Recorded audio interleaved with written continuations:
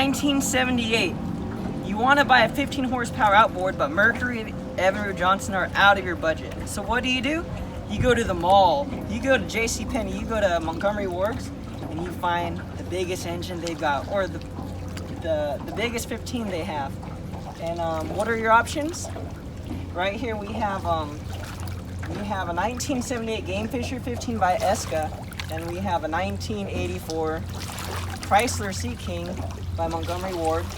And we're gonna show to you, what do you get for your buck? What are the features of all these engines? How do they compare to each other?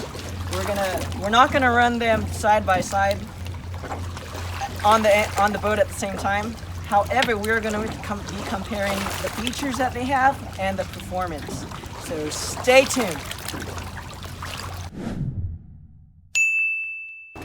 So let's go ahead and first talk about, get the boring stuff out of the way. We have about 5 tilt holes right here, and I have it at the first one, but on this boat, I'm gonna need it on the last one. But I wanna go ahead and demonstrate how do you lift this engine up. So if you look at the front, we have our tilt latch right here, which locks it in place. So once I bring it down, like so, I'm able to bring the engine up. Let's talk about our engine holds. So to have the engine all the way up, we have this little slider pin right here that we just slide in. It's not spring powered or anything. It literally just slides on through the hole, and that holds the engine up.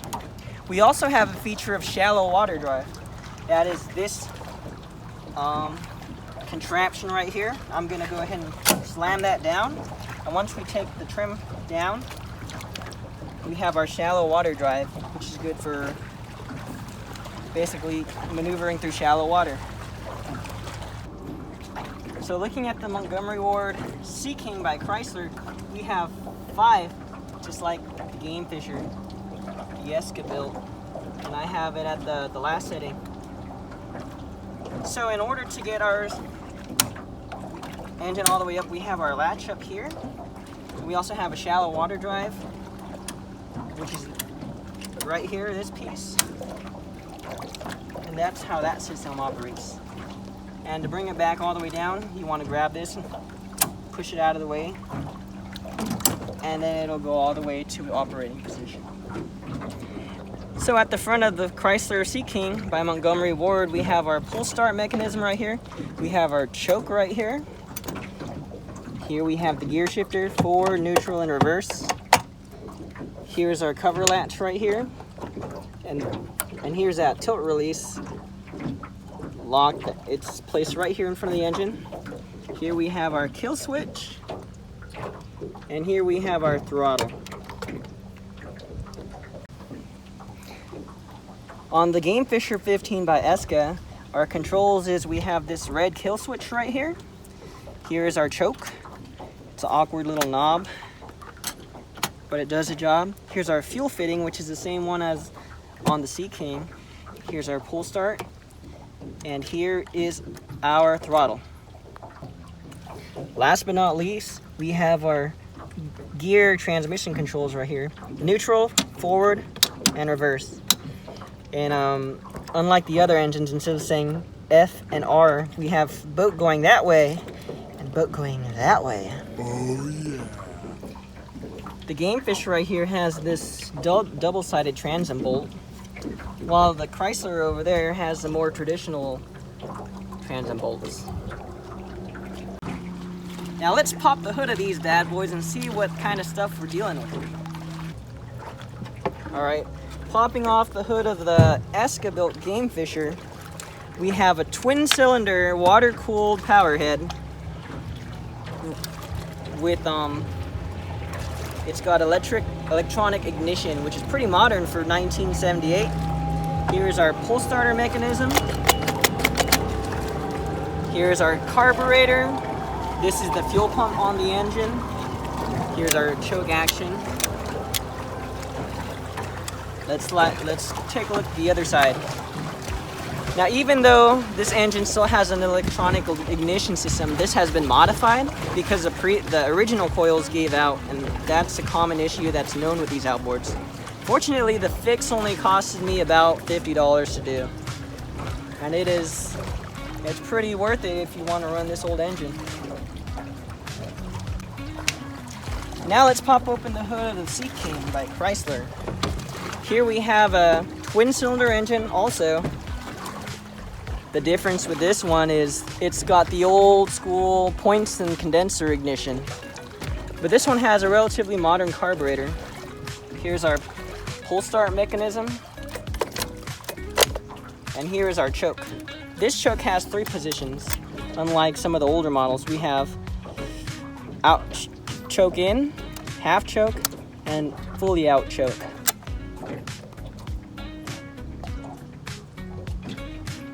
This engine, this is not supposed to be, oh yeah, this one also has half choke. Pretty good. Now let's take a look at the midsection. One thing that I think is worth noting is the swivel on this engine takes place through this whole piece.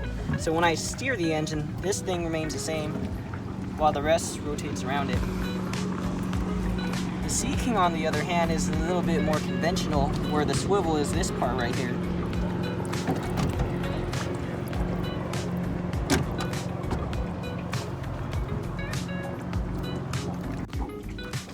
Now that we've discussed the features of these two engines and showed you guys a little bit around it, we're gonna go ahead and jump right in with the comparison tests and starting them up. We'll start with the GameFisher first. The load will be these couple of life jackets, one of the engines in the boat, and me. I'm gonna have my brother who's filming be on the sideline just so I can get the maximum speed out of both engines. I'm going to be doing a cold start on the GameFisher. It hasn't run in a few weeks, maybe even a month, with ethanol gas, 87 octane. And these things, it's not going to start like a new outboard, but once it goes, it goes. Ooh, I'm floating away, Tim. All right, let me get this started before I float away. Okay, no choke.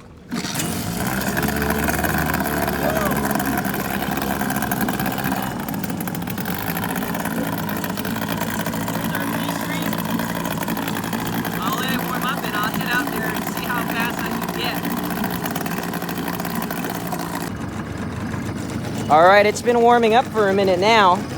I'm gonna go ahead and, I got the speedometer on my brother's phone right here. He's standing over there. I had the idle a little too low there. Let me get it back on.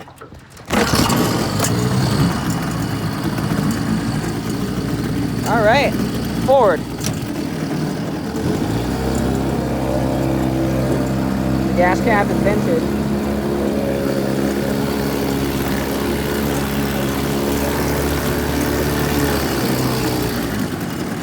There's the wood stuck behind the engine.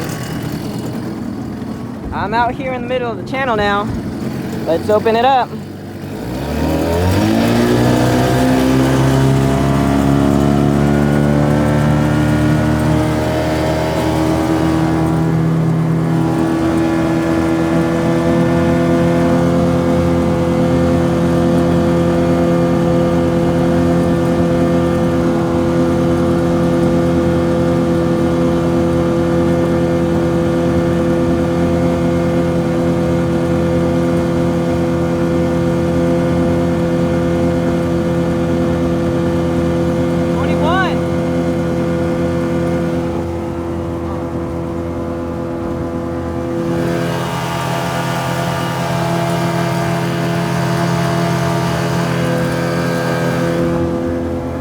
Here to win any races, but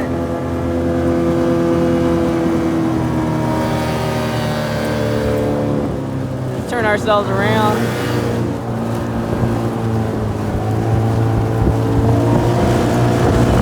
Let's go against the wind now.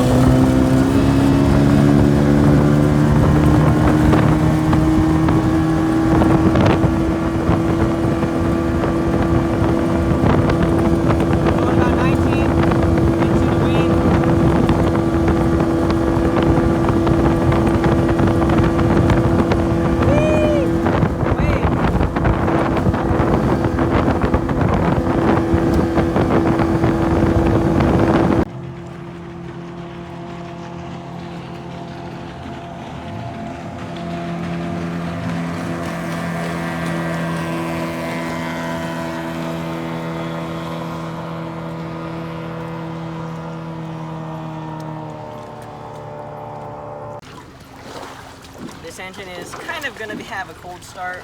We ran it about maybe 45 minutes ago.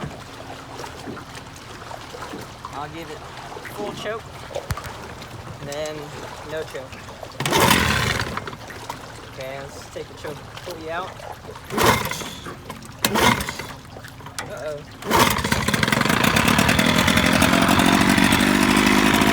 It's a smoker. Alright, with the Sea King, I can already tell it's performance-wise, it's a little more refined. It doesn't vibrate as much as the GameFisher does. It's got a sort of a motor mount in it, while I believe this engine has none. Which, it's not too bad when you're going full speed, but in the mid-range and idle range, it could be kind of a noisy, rattly engine. The Sea King is relatively smooth. Let's go ahead and open it up now.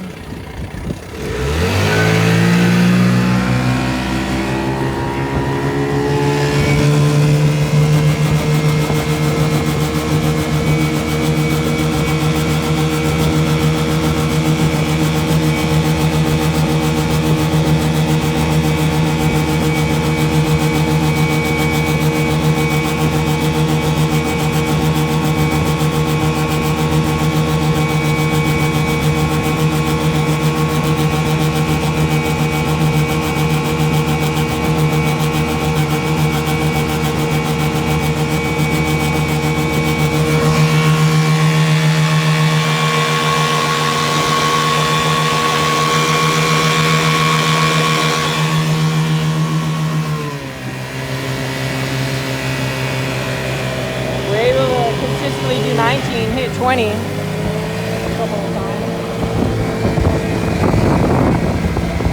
The wind area now.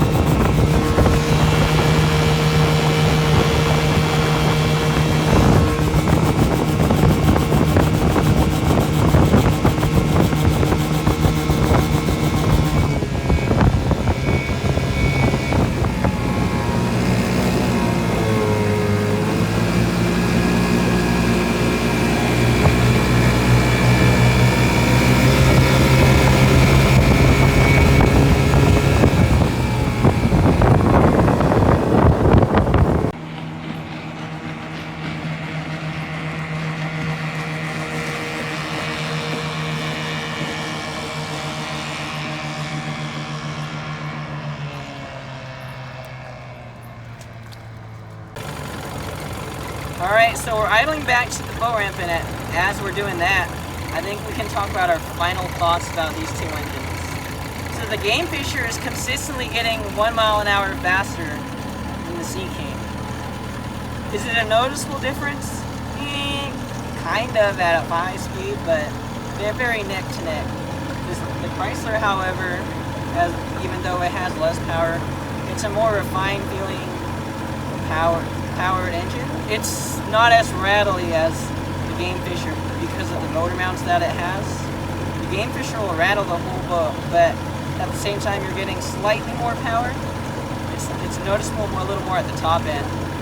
The bottom end, one thing I noticed is that the propeller doesn't have as much thrust as the Chrysler does at low RPM. But maybe that's why it has that upper speed advantage. Another thing to note about the GameFisher is that it has an integrated loop charge system, which means that basically it's good at revving up higher. It breathes more efficiently at that speed. And it started on the second pull. It did die once while I was using it, but other than that, it's a runner. As far as engine smoothness, besides this being more rattly, they're pretty much similar. Both are very smooth running engines. They both have their hiccups. The cover, this is my second cover. The original one had a green sticker on it. The cover quality on this one is not as good as the Chrysler. This one flew away from me. So both of them, you could tell both manufacturers save money somewhere while investing it in another place. But other than that, yeah. So this is slightly faster by 1. This one has better low-end thrusts. And this one is smoother. This one rattles really loudly, and this has a cool sound to it if you're into that. But yeah, I'm hoping that you guys found this video educational and informing and entertaining. And we're about to be at the boat ramp, if you can turn around and see.